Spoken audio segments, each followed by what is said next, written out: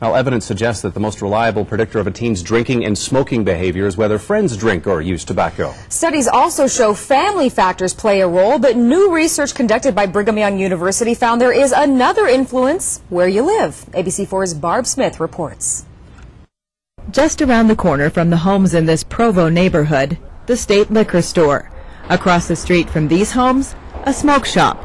According to the findings of the BYU study, that puts teens in these neighborhoods at greater risk of tobacco and alcohol use. It turns out how close you live to a retailer is important in an adolescent's decision to use alcohol and tobacco. Peer pressure and the other predictors were factored into the study, and where a teen lived still stood out. And the fact that it still emerged as a significant predictor of using alcohol and tobacco indicates that it actually is a pretty powerful influence. He says because teens typically don't have much money, they are likely to shop close to home. They're least likely to travel across town, for example, to buy alcohol or tobacco if they know it's accessible somewhere, so they're going to look for retailers in their immediate neighborhood. But he says it's not just the ease of finding it that makes a difference. He says teens are also influenced by seeing people buying and sometimes using the products. The influence that may translate into some changing of social norms, so it becomes more,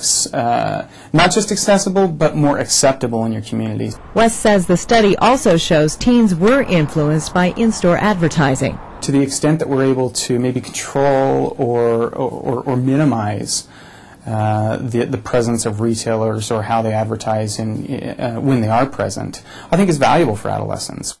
And he says there was one more important finding in this research. Even in areas where there are multiple alcohol and tobacco retailers, parents can influence whether their teenagers will try to buy and use those products. For your family, I'm Barb Smith. All right, thank you, Barb. This is the first ever study conducted to connect physical proximity with increased consumption. West hopes it will help shape public policy to regulate where retailers who sell alcohol and tobacco can locate.